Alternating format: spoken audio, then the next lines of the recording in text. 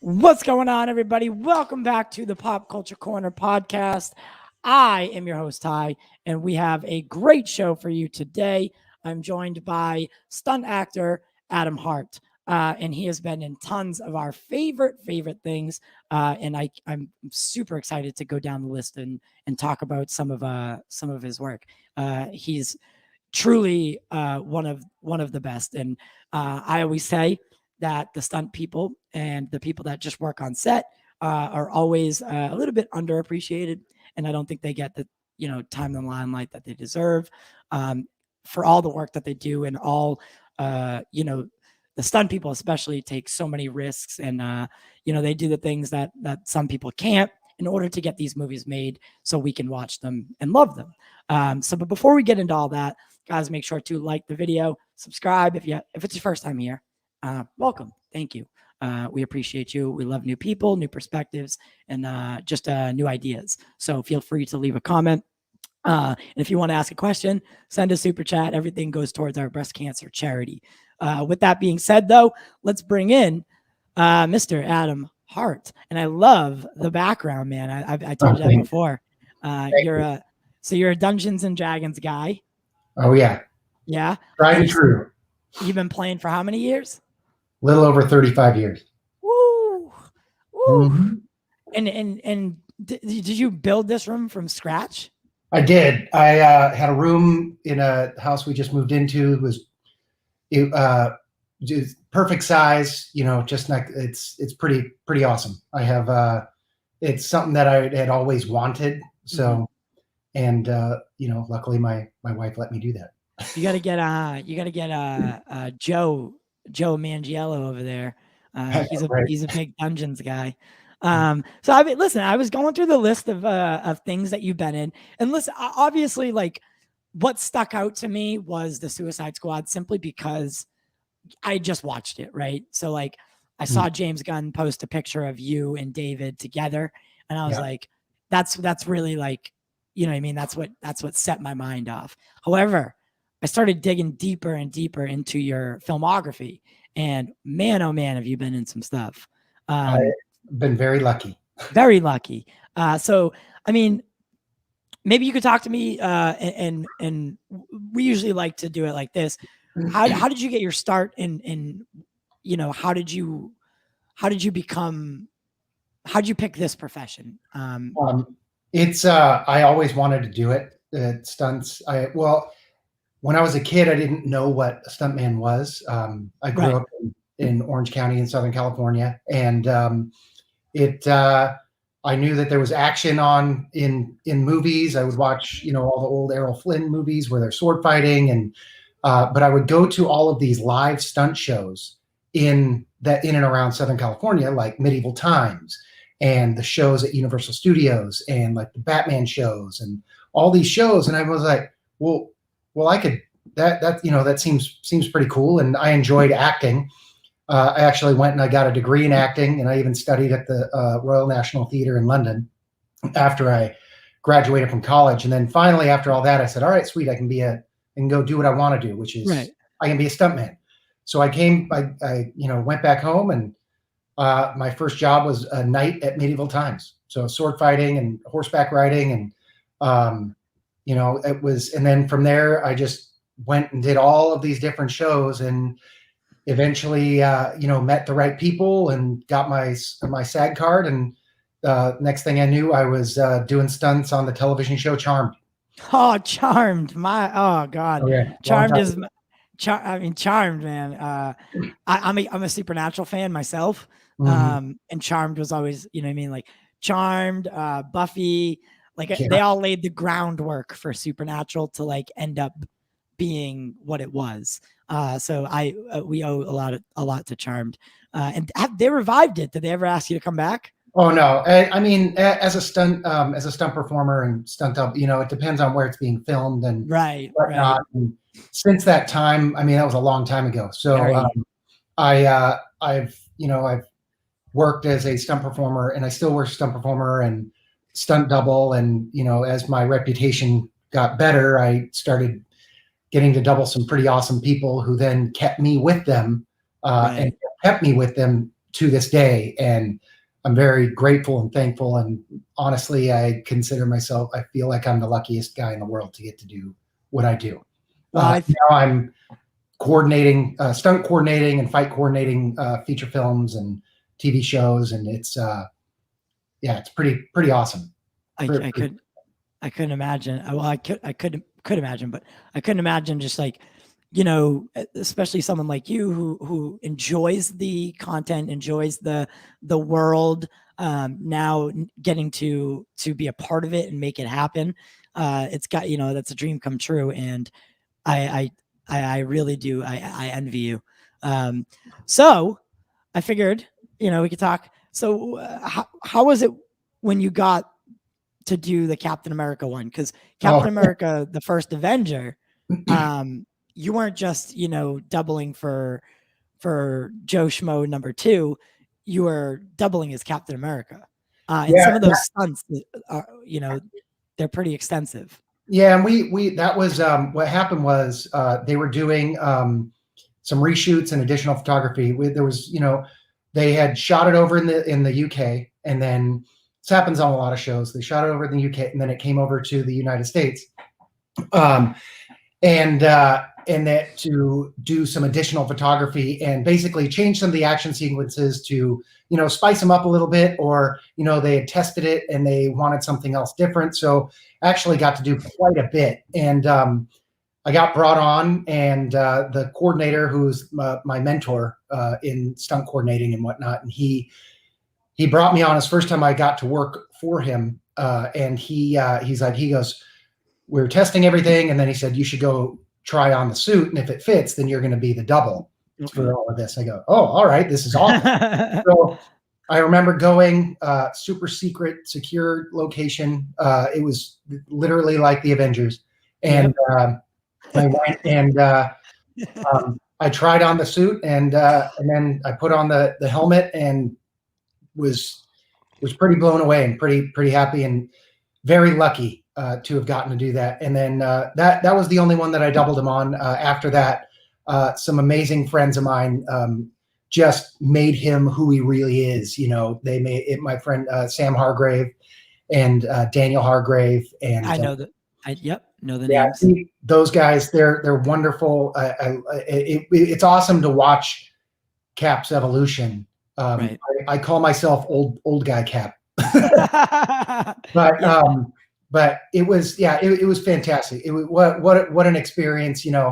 Getting the shield, and having, it was fun having a sword fighting background, knowing how to use a shield really helped to bring that. And reading all the comics, it was just like, we go, oh well, we can do this, and we can shield this way, and do it was I geeked out. It was awesome. So I mean, I have my own shield. You can't really see it. So what is that? Is it? What's the shield that they use? I mean, it's got to be metallic in some form, but oh man, they have hundreds of shields, all different styles. They have light ones, heavy ones, show ones, ones that have been. It's kind of neat to go into the prop truck and just see everything. Right. It's pretty awesome. And that first, the first Captain America movie, I'm a huge fan of period pieces, and to see. And I like when they change history. Like I'm always a fan of like that alternative history, like and with the Captain America lore, it's just it must have been a really fun experience to not only enter that world, but to be responsible for how Captain America perform, like how he acts and how he beats the bad guys up. Like Well, that, it was pretty awesome, and what was cool was I got to not only wear the cap suit, but I got to wear the original cap suit. That right. I mean, anybody that's read the comics that know it was the Star Spangled Soldier, just with the leather jacket and the BDU pants and Yep. the kite shield with the regular helmet, and got to do a fight scene like that too. So that was a lot of fun. I think I liked that more than the actual suit. Right. So I mean, you've done a lot of superhero stuff. And is that because you like it? Is that because I mean, that's where it's needed most? But you've also done other things too. So maybe you could talk. What's the favorite project that you've ever done? I get that. It's funny. You get asked that all the time as a performer and coordinator and whatnot, and it's really difficult because I feel each project is special on its own, and really, I mean, I've been so very fortunate to. I mean, I got to fight Terminators, T-800 Right. and all that when I'm doubling Christian Bale on Terminator Salvation. Yeah. That was amazing. Like they were puppeteering this thing while I'm fighting it and shooting. It was, I mean, that was fantastic. I mean, 300, doing the second 300 was literally a dream come true. Mm-hmm. And I was in there, getting the fight, I'm doing these huge fights, like that was amazing. I mean, playing, getting to double Jason Fleming on X-Men First Class as Azazel. That was epic. That was because I think that character is super cool. Right. In the lore, being the father of Nightcrawler. Right. Right. And there's that. I mean, I was the fight coordinator on The Revenant, and that way. That was one of the most amazing experiences that I've ever that I've had. And then I've done the last 3 Purge films. Yes, I saw that you were in the Abe Lincoln get up, and I was the stunt coordinator on it as well. And okay. But did those, and I've gotten and I was fortunate enough to get to work on the Mandalorian, and like these it's fantastic. And I mean, and through it all, I've gotten to work on it and made amazing friends, and doing Blade Runner was epic.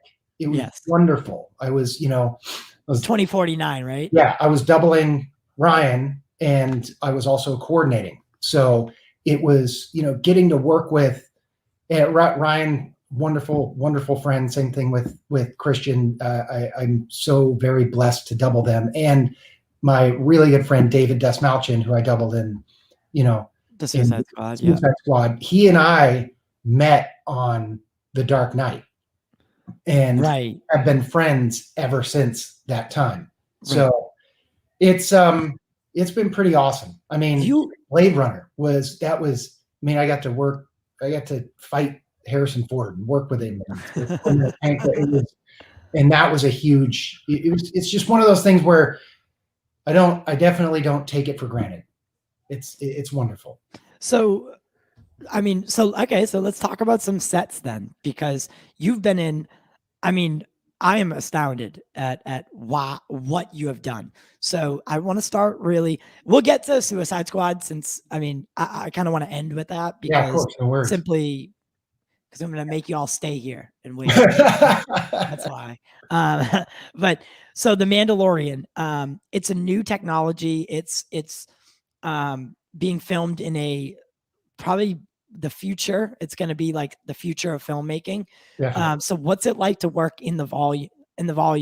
Did you get to work in the volume? I'm assuming yes. The sequence I did, funnily enough, was not in that volume. But I did go. I went over with my friend who was the stunt coordinator on it, and my other friend who doubles Mando, and we walked over and we walked around. We went into the volume, and I was blown away because you couldn't tell where the walls were.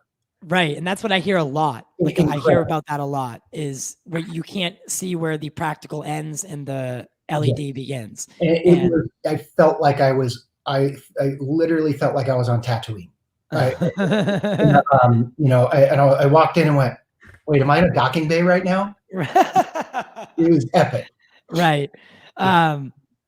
That's crazy. The volume, I really do think Jon Favreau and company, they really have made something special, because it allows the actors, not only because the days of green screens, you're really like acting, and you're acting aside someone, and maybe you guys are envisioning the sequence a little bit differently. This allows you to be in the world together and not have to guess at what's around you. It's just there, and you're in the middle of it. My first experience with that actual technology I did was on First Man.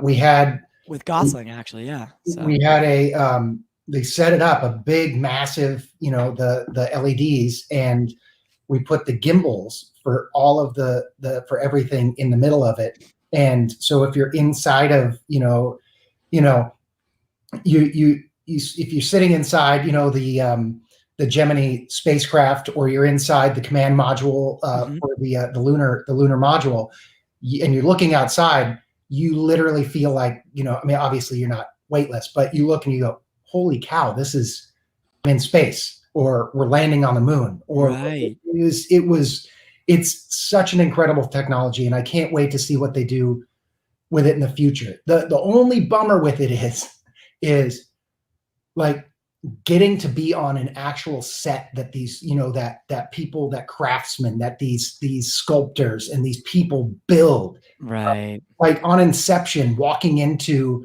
I forgot which part it was. It's the big wooden. It's where Ken Watanabe's place was, and it was just this big, beautiful, massive set.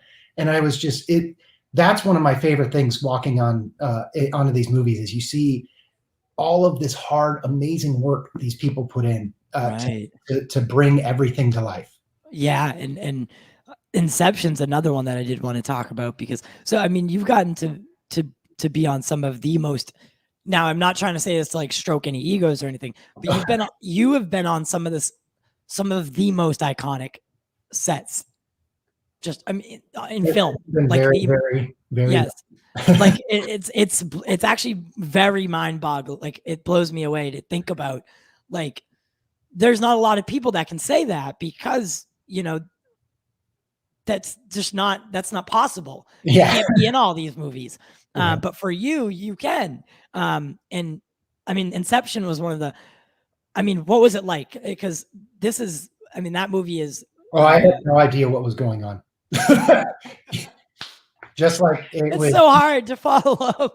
Well, it's a brilliant film, and I've been very fortunate to work on a lot of films that Christopher Nolan has done, and he's wonderful to work with. He's a genius, and it's basically you're just in awe and you're along for the ride. Right, and yep, keep going. So you remember the hallway scene where they're fighting and they're like, do you know how they did that? It was a lot of movie magic, and it was an actual hallway that rotated. No, it was a rotating hallway. Yes. How do you build one of those? A very large soundstage. Yes. Because that scene, like I always when I watch it, I stop it on that, and I'm like, how did they do this? Because the way, even if you go, his newest film, Tenet, some of the stuff they did in that movie was just mind-boggling. But that Inception's another one where certain things that they did, that they're probably visual effects, but the hallway sequence, it didn't seem like that. So that makes a little bit more sense. There's a lot of, it's what's great about Christopher Nolan is he lets the visual effects, he doesn't rely on it. He lets it just amplify what's going on not, oh, here's a visual effect. Right. It's wonderful. And that it's great to work in an environment like that. Right. So you did 300 Rise. So you didn't get to work necessarily with Zack Snyder. I did. He was on. Yes. Okay, so you did work with Zack. Oh yeah, I've worked with him, and he's awesome. That was thanks to my my good friend Damon Caro, who does all of Zack's stuff, and it was Zack was fantastic. Like he came in and just watching him work and seeing how his brain just sees it all happen. It's fantastic. Yeah. He's one of the people, like he's probably is my favorite director. And did you follow along with like the Snyder Cut movement? Oh yeah. I thought the Snyder Cut was fantastic. Loved it. Yeah. And it fleshed the characters out the way that they should have been fleshed out. Much better, just much better overall. The 2017 version, we just pretend it doesn't exist anymore because it really wasn't his film. So, is there a director that you haven't worked with that you would love to work with? Oh man, along with I've gotten to do a lot of different things. I mean, I've gotten to work with probably some of the best directors in the world. I mean, I got to work with Steven Spielberg and Peter Jackson on Tintin. I got to work with, I was like, all right, well, I have those. And then,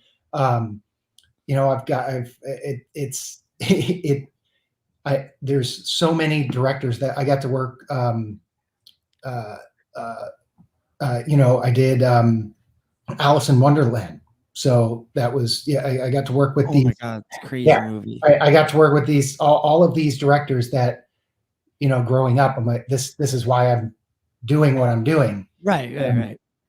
It's really just going in and you get a master class in how, in filmmaking, and it's different with each one, and each one has their own style, as we know. And even some of the newer directors, director that I just worked with, David Lowery, he's phenomenal. And the whole show, I was just amazed at how, controlled and how calm and just how professional he was the whole time. But yeah, it's been very, I don't know. I mean, shoot, I have, I hate to sound like I don't like, I just love, I think each director is great. Yeah. No, it was not the Green Knight. Austin is he's part of our team. So okay. No, I was on which I can't talk about it at all, but I did I just finished fight coordinating Peter Pan film. Oh, okay. And that would be your style, right? Is more like you like that style with the sword fighting and I love it. I think there's something amazing about it. I think that it's so, I don't know, just something about it is, I go back all the way back to watching Errol Flynn and watching, these, Errol Flynn, Basil Rathbone. I mean, you go back, even The Princess Bride. And I was fortunate I got to work with Cary Elwes, and I talked to him about that. And it was wonderful to hear his take on that sword fight in Princess Bride. So, but yeah, go ahead. So can you walk me through like a day in the life of someone who is a stunt double, or a stunt actor? What's a day in your shoes like on set? Well, I mean, for the most, like if we're going to shoot, we've spent months rehearsing whatever we're going to go do. And basically I'll show up. I'm a little weird. I like to show up probably an hour before I'm supposed to be there, get into just kind of center myself, figure out, I read through what we're going to do, scenes that we're going to be doing, meet with my boss, the stunt coordinator. And, I talk to, if I'm doubling, I make sure that my actor is well prepared for what's happening. I want to know what shots are going to be happening, what the first few things are. And then I like to make sure that the actor is as prepared as possible so that when they come to set, they don't have questions. They're ready to go and they can focus on their job. And my job as a stunt double is not necessarily to do the stunt. My job is to prepare the actor so that they can do the stunt. In my mind, if the actor can do it, I have 100% succeeded in my job. Interesting. It's not about me. People aren't going to the movies to see me. They're going to the movies to see my friends, these people, these actors that I am fortunate enough to look enough like to get the double. And then we usually, basically I make sure that they're safe. And then if they're like, all right, hey, you know what, Adam, why don't you go ahead and do this? And I'm like, all right, I got it. And then I'll jump in and we'll do it. And then, I take notes from them. I take notes from director. I take notes from my stunt coordinator. And, and then we'll probably do it another 15 times where I'm getting slammed into a wall or, doing a fight, 20 more times. Right. And then usually end of the day, make sure everybody's good. I take, get all the pads and everything. And I go home and I try to recover from whatever, whatever I did. And it's, we go through a lot, especially I double a lot of the main actors. So that's months of hitting the ground, doing fights, working out, rehearsing things, getting it done. So essentially I consider stunt people and especially stunt doubles, we are professional athletes and we have to maintain our bodies the entire time. And I think people don't, I think now people are starting to realize that. And so basically my job is to make sure that the actor is prepared and ready to go. And then I step in when it's a little bit too gnarly for them or, I'm insurance. That's not a good way. I respect what you guys do like so much. Even we've been, we heard on the set of The Flash, someone was hurt doing stuff like a crew. I'm not sure if it was a stunt person or someone else that was working on it, but someone got hurt and they had to shut the production down. Mm-hmm. And you never want to hear about that. I mean, have you ever had to perform any stunts that were like really dangerous? And yes. Yeah. I mean, I've seen you jump out some windows. I'm sure that they have that all like rigged and safe for you, but well, we I mean, one of the most dangerous things I did or that I've done happened very early on in my career, and that was in the reel that was on beforehand. It was when I was it was in Live Free or Die Hard. I was doubling a guy and I had to fight, I had to fight Bruce Willis, which was, I was blown away that I got that so very early on in my career. Right. And,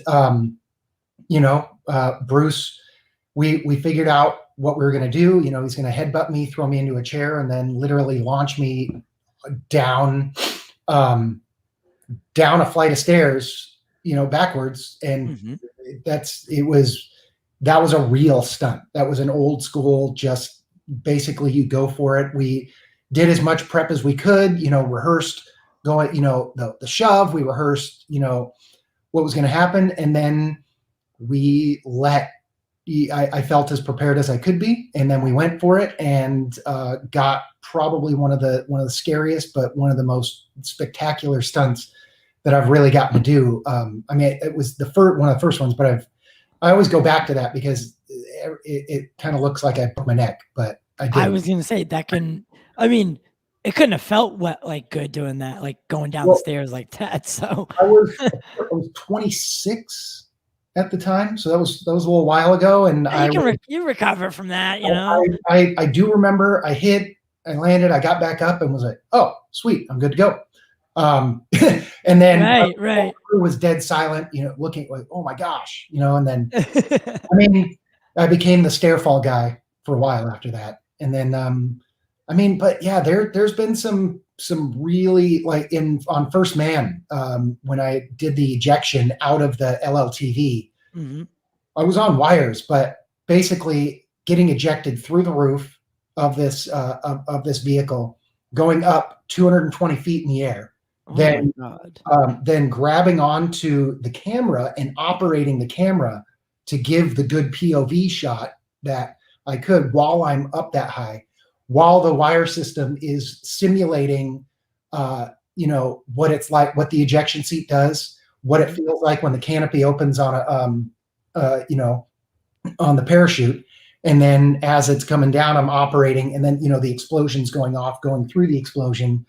It's a lot. It was a lot to deal with. And I think the most important thing is I'm not just doing the moves. I'm doing it the way the actor has to do it. So Right. we're performing. And so I'm having to make sure I make that, I call him my boss, look good. Yeah, no. That. I can't. That's amazing though that you had to go and then grab the camera, operate the camera. So I mean there's a lot of things that could go wrong or. Yeah. Well, I mean, even on Suicide Squad, there's a shot. It's not going to spoil anything, but there's a shot in the very beginning where Savant, Michael Rooker's character, jumps out of the Osprey. I'm operating the camera that follows him out of the Osprey and down all the way into the water. So that they did that. That was real. That was real when they jumped out. Yeah, 100% real. Every single person. Every single person. Get the f out of here. Yeah, I really did think that was. I thought it was a visual effect. Nope, that was real. We jumped out. It was about a little over 30 feet and went down into the water. Yeah. I mean, it's not scary. Like, it's not that bad. You know what I mean? But for some people, they can't do that kind of stuff. Well, and you're not just jumping, you're performing. Yeah, you're acting while you're going down. Yeah. It's not just a jump, it's an act. And in my case, I was operating the camera, so I just had to follow him and keep him in frame and make sure that the shot worked the way that it worked. Did you have to do it any more than once? Oh, yeah. How many times? 3 times you guys did it? Oh, my God. That whole beach scene, by the way, was one of the craziest things. So you got to watch that get filmed or get that? Oh, yeah. I was part of the whole thing. Yeah, it was awesome. It was, yeah, that was great. Well, I mean, we've already talked, most of our audience has seen it, and we've talked about it, over and over again. So, I mean, you don't have to worry about spoiling anything for anyone, but, I mean, what James was able to do, I mean, I'm sure you're familiar with there was an old Suicide Squad. There's this Suicide Squad now. And Warner Brothers kind of gave James just kind of complete freedom to do what he needed to do to create a good film. I mean, how was the set of the Suicide Squad? Was it very friendly? It seemed like you guys were all, anyone who was in it was dialed in. Well, and to be honest, it was one of the absolute best crews, best teams. The stunt team led by Guy Norris and Tim Wong was amazing, and they're all family. Like that, we all the doubles, we all formed. We all came together more so than a lot of other shows that I've gotten to work on, and we. Basically you're going to war together. You're all working, trying to figure it out, but it was wonderful. And James Gunn is just fantastic. We did everything practical. It was all done practically. The scene with all the water spilling out and us getting flushed, and that was a real set. That was one of the difficult sets to work in, where they're running along running along as the ground is falling out from underneath them. Yep. Got a set where the ground was actually crumbling underneath us as we're running along. When we jump out of there and I land on a, Polka Dot Man lands on a bar, that was done for real. And, Harley stabs the javelin into the wall. That was for real. We did all of that for real. Oh my God. Yeah, it was that was the best part about it, was these sets were enormous. And just, I mean, stuff was breakaway stuff with, the fight between Flag and Peacemaker that set was a real set. Like, we designed it, and that one took forever to design. And that was Richard Norton, the fight coordinator. Fantastic, just awesome. And even Harley's whole sequence was, I mean, it was months and months of figuring it out, really. But it was really an amazing experience. And I thank my friend David, who played Polka Dot Man, he's the one, he requested to have me there. And it was just great because I got to meet a whole new group of friends and family. Yeah, and what was it like working with James Gunn? Because he's not your just typical director. He's not. He's James Gunn. There's no one else like him. James is a genius. He's awesome. He's fun. We come to set. His energy is it's infectious, and you want to do better. You want to strive hard. You want to work harder. You want to do the very best. And he's very, very clear with what he wants, because he has it. He already knows what it's going to be. Right. He knows how, and all you have to do is jump on and go along for the ride, and then just bring your heart to it. And it's awesome. He really, really, he's a great leader, and it's really awesome to get to work for him. Yeah. Is it, how did they, how did they simulate the, because Polka Dot Man is infected with a intergalactic virus, right? And he's, he got some problems with his mom or whatever. And how did they do was it mostly just visual effects with the throwing of the polka dots? And the polka dots were a visual effect, but our our wrist guards that focus the polka dots, the props team was awesome. They designed these things where you can click it and they popped open, and then we had LED lights on the inside of it that would pulsate and would allow, and so that visual effects could then take over and bring those polka dots out. And then when he had when the polka dots are appearing on the face, that's what I was also going to ask, is how did that was done by the special effects makeup, this company called Legacy Effects, they've been around forever. They designed these things. They're basically LED lights in the inside of the silicone molds that they put all over the face and the hands, and then they all are individually battery operated. And turn them on and walk around. It was one of the when David and I put him on for the first time. I was, oh my gosh, this is crazy, so cool. And it was it's super fun. It's anytime getting to do prosthetic work, which I've done so much of it. It's a great time. So I was gonna wait a little bit, but Austin, my co-host, he had a couple things to do. So I am just going to invite him in because he's a huge fan as well. And I want to get him to, be able to ask a couple questions that maybe he has. I'm going to get this banner out of your face though. Don't worry. There it is. Hi, Austin. Hey, what's up, guys? Adam, huge honor. Obviously. Thank you so much for coming on. And this is so cool because actually, I think I've told Ty this before. Before I started getting really into acting and all that, I started doing stunt work and had a teacher teaching me stunt work and did that for a couple of years. And fortunately, I was too excited about it and injured myself pretty early on. Yeah, in a way that I can no longer do. But I have a lot of respect for you guys. I mean, obviously, it was something that I wanted to do at some point. So this is really, really cool, man. Yeah. Thank you. And we've, I mean, so we've been talking about the Suicide Squad set, but he's been on so many of these iconic sets. I mean, I know you're a huge Blade Runner fan, so well, and what this is what's cool about Blade Runner is it's not necessarily a lot of action, but when it does happen, it's serious. And what was cool is you mentioned you did the coordinating for it. Yeah, And so one of them. There were three of us, but it was okay. I was very, very fortunate to have that, to be in that position.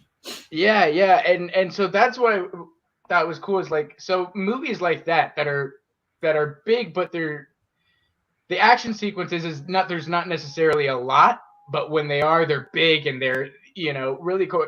Which kind of do you prefer? Do you prefer movies that are kind of back to back? Like I guess an example of comparison would be like John Wick compared to like something like Blade Runner. Funny enough, I actually prefer the Blade Runners to I know this is gonna be weird, but to the action packed nonstop. Because I really believe I think action in a film, there needs to be a reason for it. Yes. It needs to come from the story and from the character, and it needs to help drive the story forward.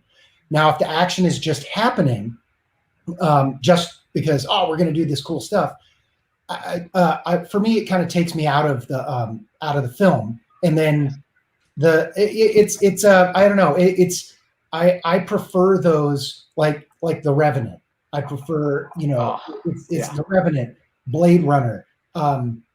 It's those movies are it's awesome because each time, and as you watched in Blade Runner, as we did it, each sequence affected Kay's life, and it affected how he reacted to the rest of the world. Even from the time from the fight with Sapper in the beginning with Dave Bautista, who's wonderful. I love he smashed my face into a wall. Yeah.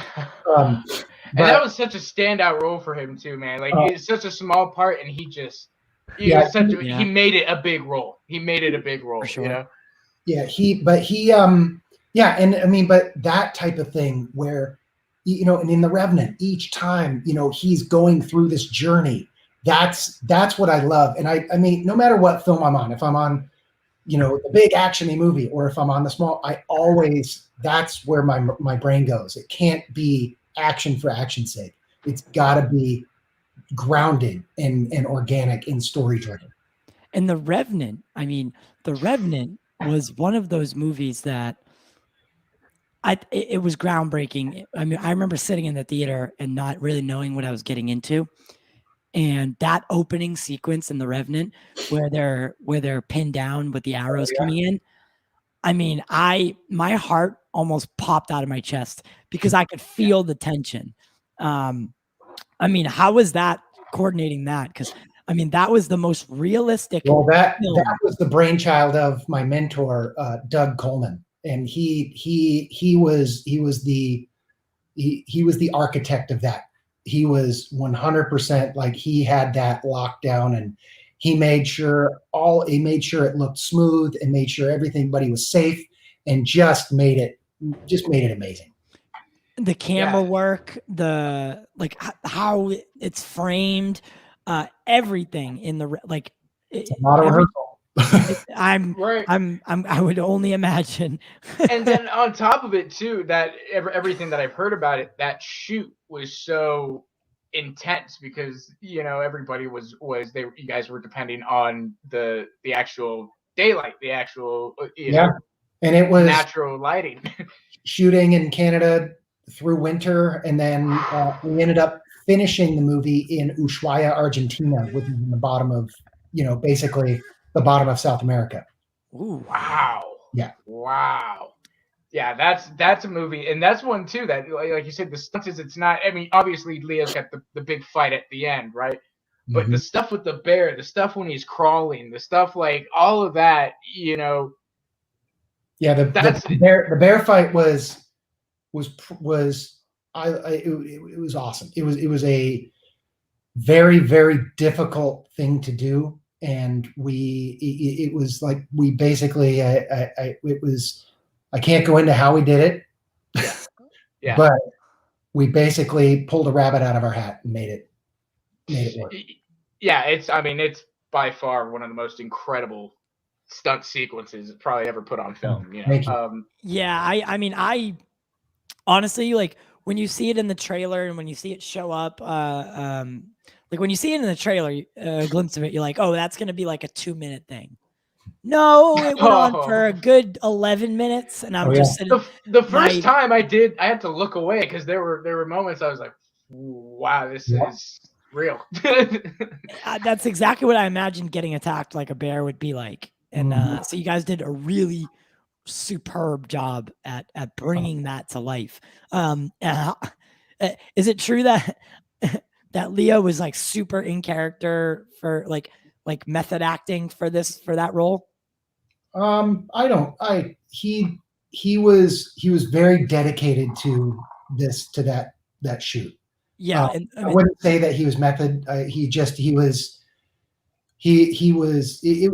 was wonderful watching him do that, especially after having worked with him on Inception and seeing that there. It was great. Yeah. Was that the first time you'd worked with him since Inception? Yeah. Okay. Wow. Okay. Very cool. And then The Dark Knight, you got to work around Heath Ledger and see that performance come to life. He truly he dialed it in for that one. He's pretty great guy. Yeah. So it was awesome getting to know him, work alongside him. I mean, it was literally working alongside him for months. Right. So it was pretty special. Is it cool, like being on a set like that and seeing the Joker walk out, and like especially that Joker who was very, very, very into it? Was it like an experience, like kind of like awe inspiring? What's awesome. What's great about being on set is you see all of these professionals, these people that are the best at what they do. Mm-hmm. And when it comes to acting, like having come from an acting background, growing up with it and whatnot, I getting to work with these certain actors. I've been so blessed to get to be with Christian Bale for so long. Yeah, I've just watched every time I see it. It's incredible just to go. What's fun is to go through the changes with him to try and change my body to make it, I have to get heavy. I have to get super thin. I have to get this way. That's a challenge, right? I didn't even think about. I didn't even think about that. Wow. Because he has gone through some. Yes. I mean, wow, he has changed himself for roles that I didn't expect. Yeah, he's quite an awesome guy, and I'm very, very just thankful for his friendship. It's awesome. Yeah. He's very intense. And we've heard, I mean, there's the famous recording from him on Terminator where he's not too happy. Mm-hmm. So I mean, he's just an intense person, and he wants to be the best and bring his best self to the screen. And I think he's one of the greatest actors of this. I agree. He's one of my favorite actors of all time. And right now, I have remorse of even asking this, but right now he's working on Thor, and he's playing Gore, the God Butcher. So, I mean, I don't know how extensive his action sequences are going to be in that, but unfortunately, I had to. He wanted me to go do that with him, and I was gonna go, but. I was offered a coordinating job on another show that interfered, so I ended up going to do that with his blessing, of course. Of course, that's awesome. Went and did that, and just made sure he was well taken care of. And the stunt coordinator for Thor is Kyle Gardner, who's amazing. He did Shazam. Wow. Yeah, he's his team. Yeah, they did great. Well, that's good. Well, that's good to know because I mean, some pictures came out of what he's going to look like, and he looks pretty Sick. scary looking. Oh, yeah. He's. I would have loved to. I mean, but then again, I wouldn't have been able to talk to you today if you had been on that job right now. So I guess fate take the wheel. Is there what like so you've been on all these remarkable sets. Is there a person that you double that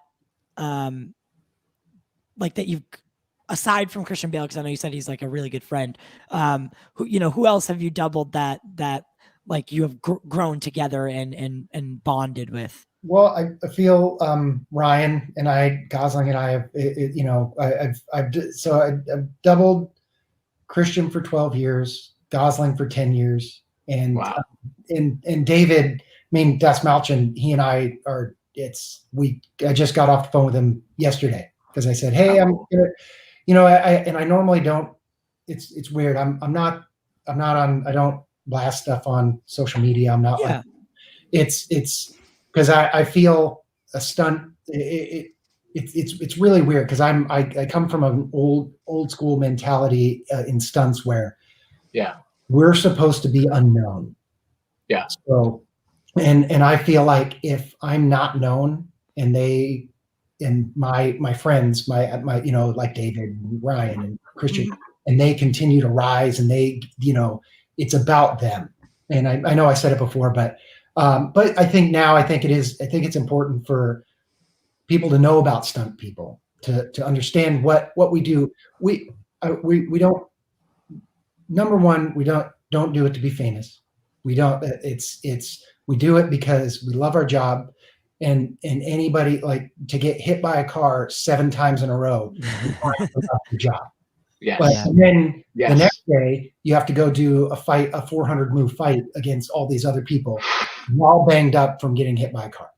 So it's, I've been very, very, very lucky to get to those 3 are the 3 that I've really bonded with and gotten to know, and we've, I've just, like, I know I've said it a bunch, but just very, very lucky. And I'm thankful that they continue to ask for me. Yeah. That's incredible, man. That's incredible. With Ryan, I have to ask, did you happen to do Drive or Only God Forgives with him? No, so that my friend Jeremy Fry doubled him on Drive. That was right before I started to double him. The next film he did after Drive was Gangster Squad. Oh, yes. God, I love Gangster Squad. I love that movie too. Yes, so that was the first time I doubled him, and then after that, he was like, because when I'm blonde, I actually do look like him. So that's not bad. He's a good-looking gentleman. So but no, I didn't do that. And but he, my buddy Jeremy, was one of the best drivers in the world. So he just crushed it. Yeah. And it's interesting, that movie. That's why I had to ask. He plays a stunt double in that movie. So oh, how ironic! I didn't even think about that. Yeah. Another one of my favorites is, and we talked about it the other day, Austin, is A Place Beyond the Pines. Epic. He did. That was a wonderful film. It's so good. That's an underrated masterpiece, in my opinion. It really is. The way that the acts work, like the act 1, act 2, act 3. It feels like 3 movies in one. Yeah, it's really just tremendous. I mean, Ryan, I would really like to see Ryan come back and to be in more film, because I feel like aside from Blade Runner lately, I haven't seen him really. He does have a child now and a family. Yeah, and he's taken. Yeah. Well, just get ready, because he's got a whole bunch coming. I do know he just wrapped The Gray Man, and Russo Brothers. Him and Russo Brothers just wrapped The Gray Man, and a few other things. So yeah, I've been following what he's got. Yeah, I'm excited. Yeah, it'll be good. I did. Oh God, I just had a question. I completely forgot about it. It's what happens to me a lot. Oh, that's right. That's right. You got it. You're friends with Rich Citroni. Yes. Who we are having on the show, down the road. Well, now it's August, so next month. How did you meet Rich? So funny. I met Rich. I was still in college, and I knew I wanted to I want to do stunts.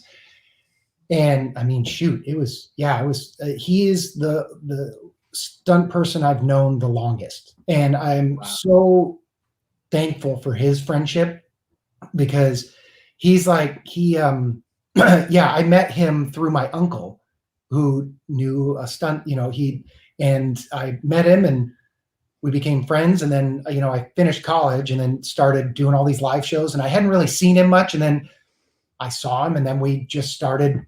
It was like we left off, no time had passed. And then I've known him since probably 1996. Oh God, I was born 3 years before that. So to put that into perspective, so Rich has been doubling as Batman, or for Ben Affleck, he's been incredible. Rich is a true superhero. What was that? I'm sorry. Rich is a true superhero. He is a true superhero, and I follow him a lot. I really like what he does. He's so humble, and the whole Snyder community. All the actors have been really generous with their time, with coming on shows like this, which they don't really have to. You don't have to do this, but you chose, to do it. And, we love talking to people in film. And I've always said that what I wanted to do at the show was to talk to people that aren't the ones that are the face of the movies. I want to talk to the people who make them, because you guys are just as important, if not the most important, because without you, the films they're not the same. Right. So I truly have so much respect for what you do, and you put your life on the line for entertainment reasons. And you're just, I'm so blessed to say that, I got to talk to you. And David's another person I would love to one day meet or talk to. Obviously Ryan and Christian, and that's just amazing that you've done all these things. 300, by the way, Rise of an Empire, the sword work in that movie. Wow. I was blown away. So how is it like to get that call? Because 300 was a big movie at that time. Yeah. Well, I knew Damon Caro. I knew his team and the guys he normally has with him, his core team, but in order to even work on, he held a big audition for stunt people, and you had to do this fight, and you had to do both sides of the fight, and and he was bringing, I think, because we shot the movie in Sofia, Bulgaria, and he only brought, I think, 15 people, and that included the other coordinators. So, it was, so I did the audition, and then ended up, I got, luckily, I'm 6'1", 180 pounds. So I fit the Spartan. Yes. That, and so they were like, I got into it, and then, and then while we were rehearsing, because the audition happened 5 months before we went to picture. So auditioned, got hired about 3 weeks later, started. And then, as we started to put the fights together and whatnot, the lead actor was, they saw the lead actor, and they said, wow, Damon decided, he said, you're going to double the lead. And I had sword fought. I've been sword fighting since I was 14 years old, but that style was very different. And I was like, wow, you're going to let me do, okay. Yeah. And it was something it was very challenging, but it helped. I feel like it made me so much better by doing it, and just the awareness. And 90% of the time I was fighting with half of a sword. So, and when you're shooting at the frame rates we were shooting at, you can't be, your wrist can't be turned, but it has to be perfect slices, perfect stabs, perfect it has to be perfect, or else you're going to see it, then you have to do it again. So Interesting. yeah. Interesting. I did not know that. Mm-hmm. So, but it was incredible. It was, getting to work out and train and basically just becoming a better stunt performer by doing it. Yeah. Right. So with the sword work in 300, it's a lot of gore, right? It's a lot of like slicing people in the stomach. It's a crazy, right? So is that why you used half a sword? So it looked like you're stabbing inward? And then they digitally add in the rest. Yeah. So I could get, but the other thing is I had to get really close. I had to get close enough, on the thing. So I had to be very accurate in mud that was like that deep, with rain coming down, and all these people, everybody around you. It was. I mean, it's a dance, and luckily it wasn't just me. We had literally the best fighters, the best stunt team. Like I couldn't have done it without them, because their timing had to be perfect. Right. And so all I did my thing, and they were. It takes a whole team of people to make things work. So I'm always just grateful. Yeah, and I mean, I know it can't be easy, because when you have sets, because the scenes in 300 like that, there's a lot going on. Like you said, there's a lot going on around you as well. Mm-hmm. So everyone needs to everyone needs to be perfect. Yep. Or if one person on that side isn't, and God, I couldn't even imagine. But I mean, you truly do. You brought that character to life, and it's one of my favorite movies. I actually didn't. Austin, did you know that Zach worked on that movie? Yeah, I did. Well, I knew that he was pretty involved. Like it wasn't. Yeah, he was very involved. But I wanted to actually bring something, because you mentioned the frame rate of that movie. Yes. And that's something that it was. I think it was really fast. And so normally I would think, sometimes you can do the stunt super slow or super fast and then slow it down or whatever. So what was that like? Was that like a whole different experience doing that as well too, as far as like the speed of how you're doing things, and all that? I was, when we fought flat out. We didn't slow ourselves down. That was the speed. Like that was when it was regular speed. That wasn't tweaked to make me look faster or to make it look faster. That was actual. And that's because of the frame rate. Yeah. And we really, they had to slow it down so that you could see it, and you could see, the blocking behind the back while stabbing, while cutting somebody there, and then switching, that's what made it difficult, is you had to be perfect at top speed. Wow. Yeah. Wow. So do you like doing it like slow? I mean, what would be your preferred method? The way that any fight that I do, and any fight that I have actors and that I put together or anything, and it's just, this is the way that I've always been able to do to get it into my brain and get it into my body, is we learn the choreography and whatnot, and there's a million ways to do something. The end goal is the same, but a million different ways. So my way is going to be way different than somebody else's, but I prefer we get all the choreography, we know what we're doing, and then I prefer to go so slow when I'm rehearsing it. Like I walk, it's almost like if you've ever watched somebody do Tai Chi, that's the speed that I'll walk it that slow thousands of times. But while I'm doing that speed, I'm not just going, no emotion, no nothing. One second. You guys there? Yeah. We're still here. Okay. We're still here. Sorry, I had a malfunction with my. Oh, you're fine.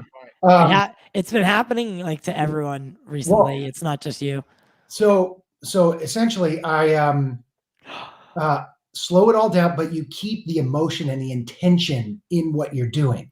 So as you're seeing it all and move it. And the more you do that, the more you do it with the partner and you really feel it and you go slow and you get it as you start, and then you start to ramp it up and you start to go quicker and you still have that, you've over accentuated when you're going slow, because when you go fast, you tend to tighten up and go and shorten a lot of your movements.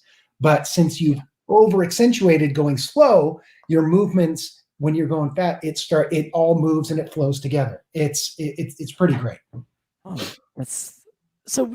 I had the producer go grab some of your upcoming stuff. Okay. So you're doing Ms. Marvel?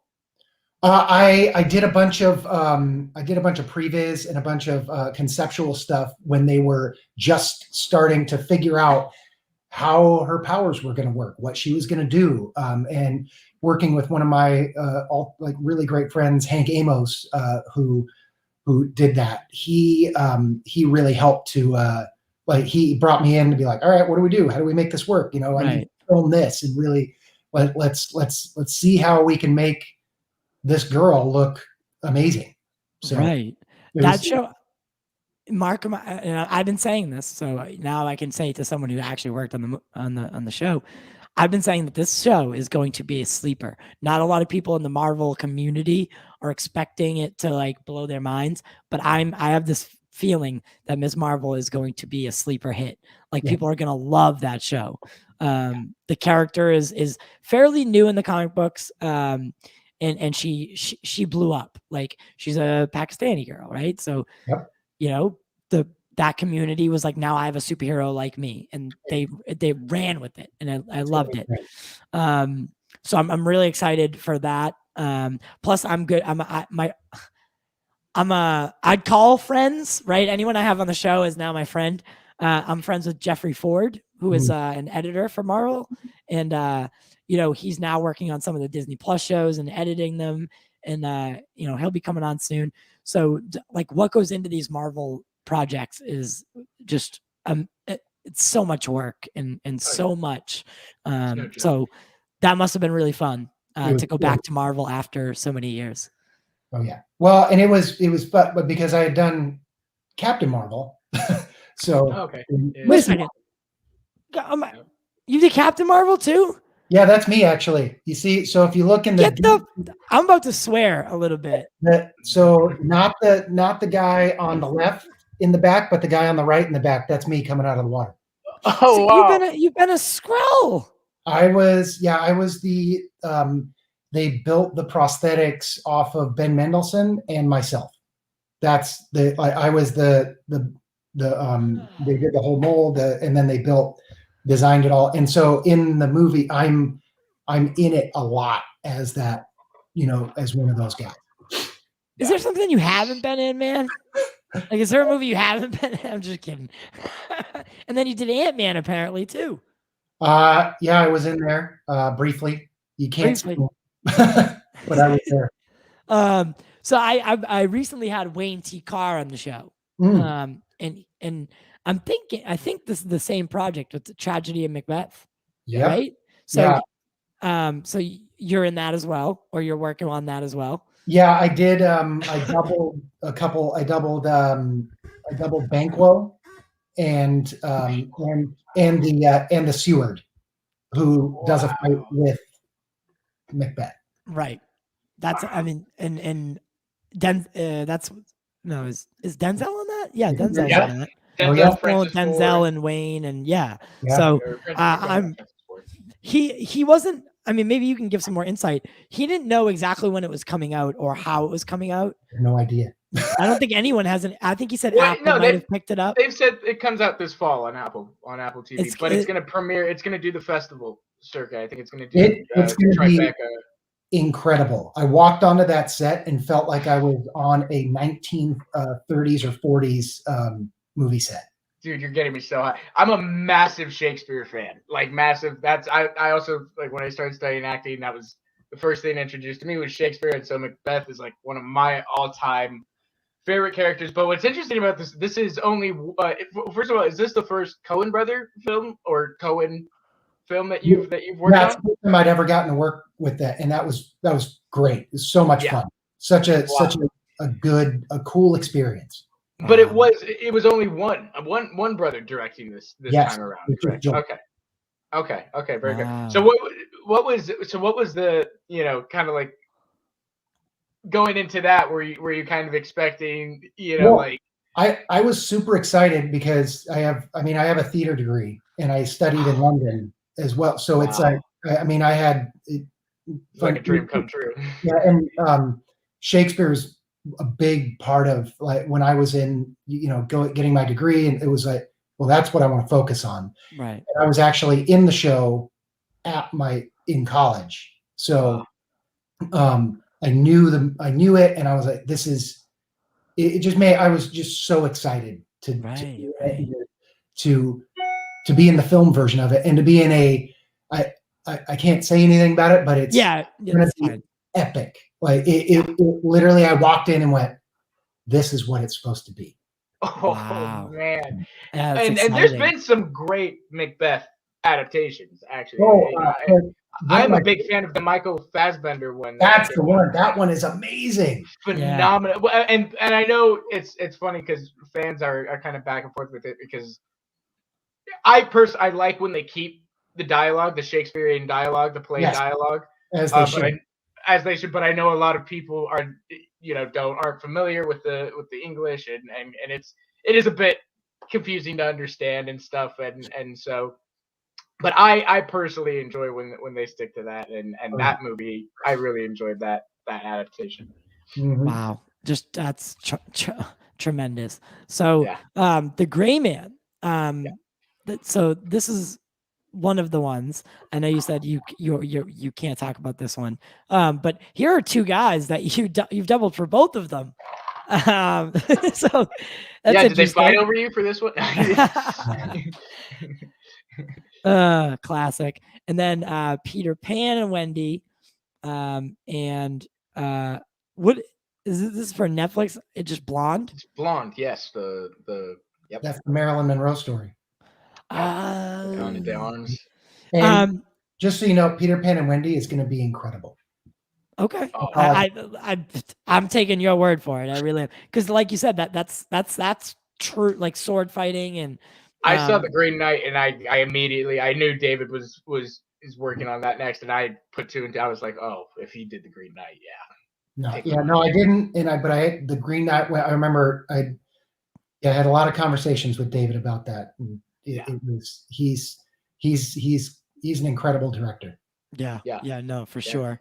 With the Netflix thing, right? Have you ever worked with Netflix before? I have. You have? How? I mean, is it different than working with like a studio? Like, because a lot of people are going to that streaming route now, right? Where even big directors like Zack Snyder, maybe Christopher Nolan, if Netflix can land him, I think it's really a wrap at that point. But how is it transitioning from like a Warner Brothers movie to a Netflix kind of streaming? It's just different. It's it's all the people working on it. They're all the same. They're all filmmakers. So it's just a different. You now have a different studio that's in charge, and Netflix is newer in that. But I know I have a lot of friends that work for Netflix that were part of big studios. So it's the same. I mean, they're great. They do awesome work. They put out some amazing some amazing titles, and that is the future. I do think I think people need to go to the movie theaters. I think they got to go watch movies in movie theaters. I think we need to keep that up. I think that needs to happen. This is what needs to happen. That's a good question. I'm going to ask it. I do usually ask that if it's a question, to send the super chat. But I do want to know what answer to this. So, Mladen asks us, when you've done all the action scenes and the movie is wrapped, do you ever fear that the editor or the cameraman might ruin the action with shaky cam. I Well- won't say the next word. Well, and the thing is, number one, it's not my movie. Right. Yeah. So I am, it's so honestly, they can do what they want. Now, my job, if I'm the fight coordinator or the stunt coordinator, is to hopefully I can help guide what's going to happen, how they're going to, how we shoot it, how we, and that all happens way in the beginning with all the meetings and the, the production meetings and Right. the choreography. And then we build these fight, and you ask, how are you going to shoot it? What would you like? Do you want, that's the thing. But in the end, it's not my film. Does not belong to the stunt department. We will give 100% and give them everything. And yeah, I've been in some stuff and I get, watch the final product and go, oh, all right, well, I guess that's what that's going to look like. Right. If I was the camera operator or I was the director, then I would have a say in it. But unfortunately, I don't. So yeah, I did worry about it a lot when I first started, and then now I'm, I think once you get to develop and you get to work with these people, they're doing they've been hired because they're the camera operators and the DP. They're good. They're there for a reason. That's what they do. They're not coming in and telling you, oh yeah, this is how I do this stunt. Right. Yeah. Right. Right. So that being said, I'm very fortunate to have operated camera and getting to help that. And I've been thrown in to operate on shows. I operated camera on Westworld quite a few times. I operated camera on First Man a lot. Every POV shot that Ryan of him is me operating the camera and putting my hand in there and looking over at the other actors. And I operated camera just a little bit on Suicide Squad, like I said, when jumping out, falling into the water. There are times when they'll say, hey, you know what, you can go ahead. Why don't you do it? You know this, what's good. Why don't you do it? And then there are times when they don't. Now, that's their job. We have our job, but it's the best when we all work together to make the movie. That's right. And you know what? It kind of circles back. I do have a couple things. It circles back to me because I'm thinking, right? So on Mandalorian, what they've been able to do is they've kind of been able to bring, like, the show isn't made in separate sections, like, right? It's not like pre-production, on-set filming, and then post-production. It kind of brought everything together, right? So like now they're the people from post-production are working on set, making sure that everything's working on the volume. So I find that to be. Do you think that that's going to be the future of film? Well, no matter what, even in that type of environment, you still have the pre-production meet. You still have all of it. What they've managed to do now is to help alleviate a lot of stuff that has to happen after it's done. So they're trying to. It's in a way, it's making things more efficient in the filmmaking process, and that's a thing. If you've ever worked on a film, you need efficiency. If you don't have efficiency, it starts to go off the rails, and then and that's where you have some wonderful. That's where the first AD, is the who runs it all. They're the guys. Right. I've found that like when I watch the documentary or the thing on Disney Plus about the volume and what they're able to do, it's just like I just know it's like this is the future, man. Right there, that's the future. And it's definitely like wild. But okay, yeah, I guess I can. Is a cliche question. Is there a dream role or a part in a movie you'd like to be in? Oh man, so tough. Something for you. I mean, because you're a fan of this stuff as well. So it's so funny because I've gotten to do. I've gotten some dream roles, man. You've been Captain America. I've gotten to be Captain America. I've gotten to fight, I've gotten to, fight huge giant sword battles. I've gotten to, I don't know, to be, I did work on The Mandalorian, but I mean, I'd love to do a Star Wars movie, but I did The Mandalorian and it was awesome. So it was super fun. And, I mean, yeah, I don't know. It's, man, that's a really, really, really hard question. You know what? Shoot, I even got to be, this is the coolest thing. There's a new video game out, Dungeons and Dragons Dark Alliance with, Driss, Orden, and all the companions of the Hall. Well, I got to do one of the cinematic trailers for it. And I got to play Driss in the cinematic trailer because it's all sword fight, it's twin blade. Right. It has to be. It was, honestly, that was one of my favorite things I've ever gotten to do because that character is probably, he's one of the biggest reasons I started sword fighting because I remember reading the books when I was 12 or 13. I started reading the book and went, well, this guy, and then I started learning to sword fight. And I had done martial arts, and it was like, oh, this is what and so the Dungeons and Dragons world and especially him, like if they were to ever do that character or even Artemis, his nemesis, that would be the best thing to do. It would be so amazing to be a part of something like that. All right. Well, Netflix or someone, get it, make it happen.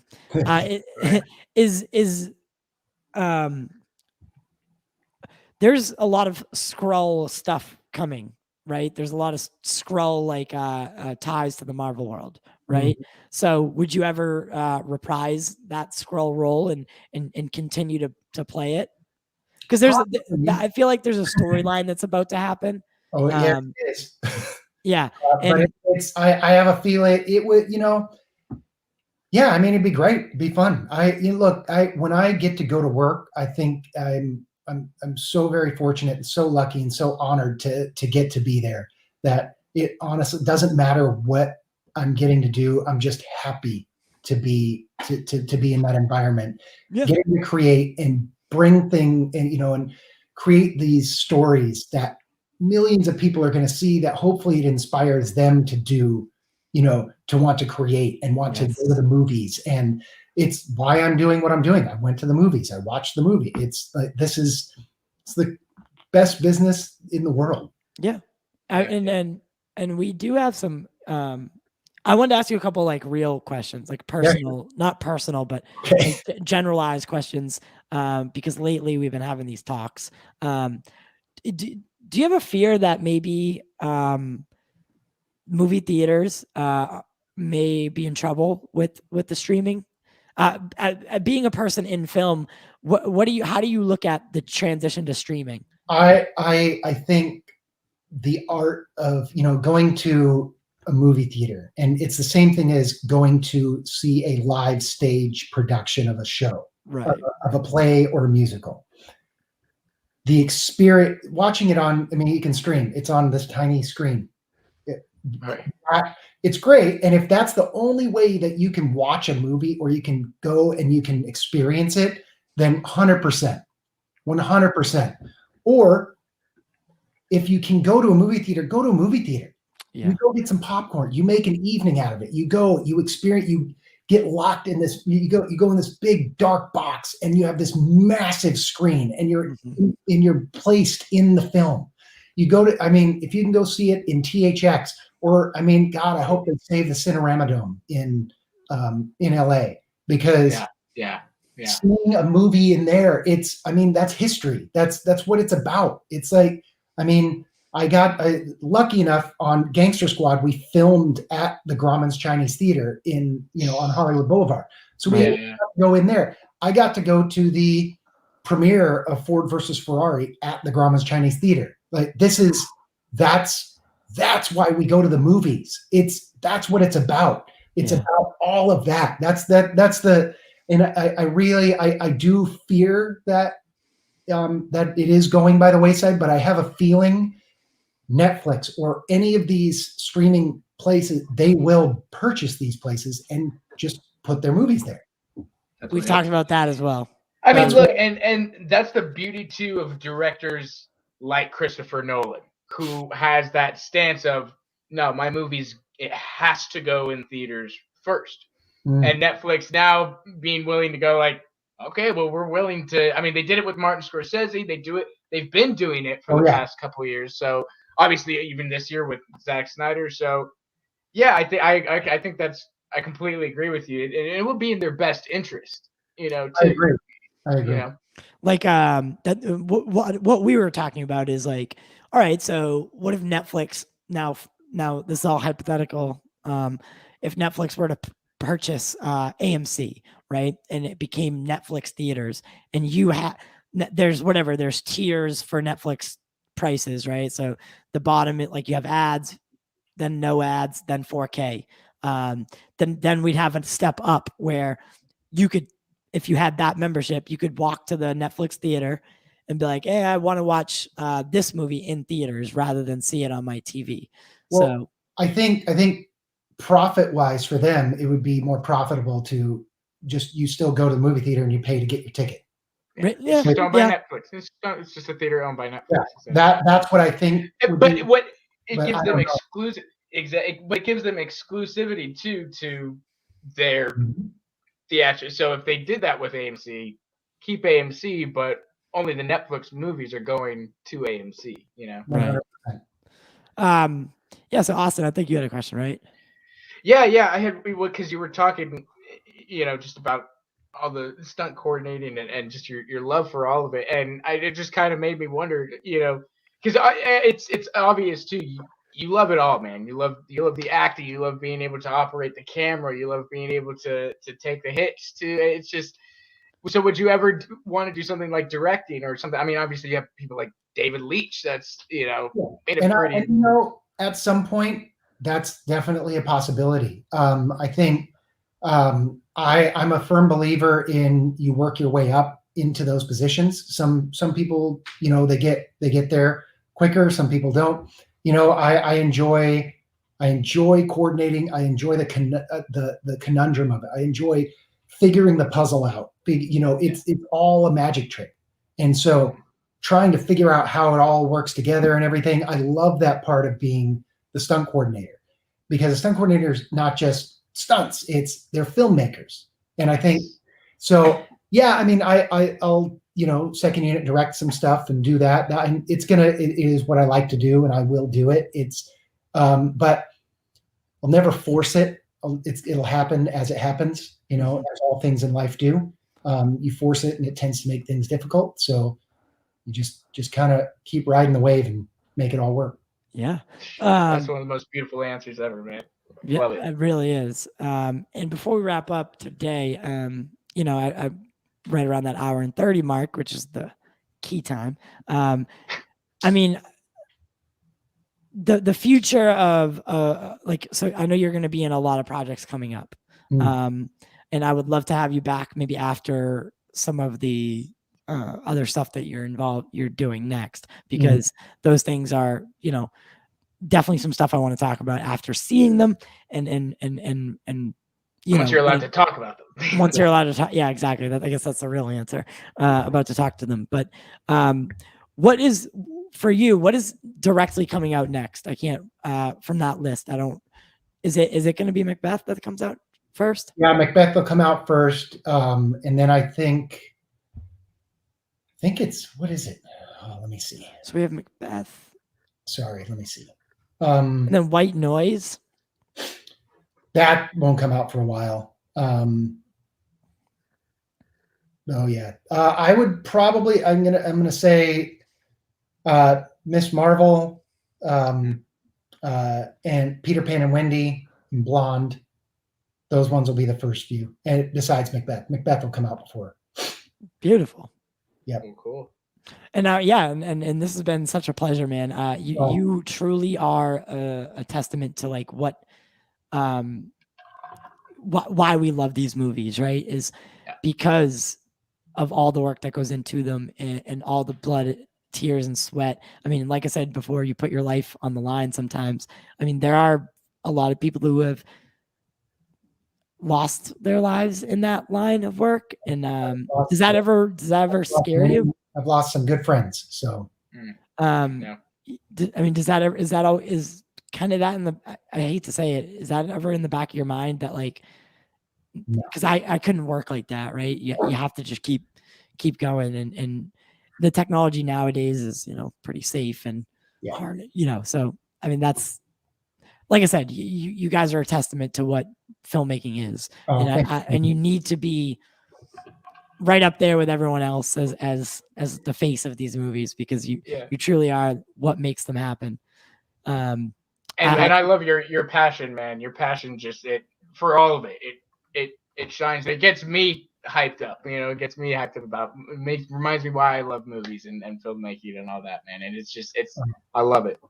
Well, thank you guys so much for having me, and go out there and watch Polka Dot Man in Suicide Squad. Yeah, you did an amazing job. You and David did an amazing job. And honestly, he was one of my favorite characters in the film. David is such an amazing actor and just a wonderful human being, and he deserves everything that he's getting. Yes. But stick around after the music rolls, and then we'll say bye. And thank you guys all for coming out today. I know it's early on a Sunday, so most people will catch it on the replay. Thank you guys so much for tuning in. The link to donate to the breast cancer charity is in the description below, as well as how you can follow Adam on Instagram and see what he's been up to, and see all the cool pictures that he's got from behind the scenes. And it's absolutely wonderful. Make sure to like, share, subscribe, all that nonsense, and we'll see you next time.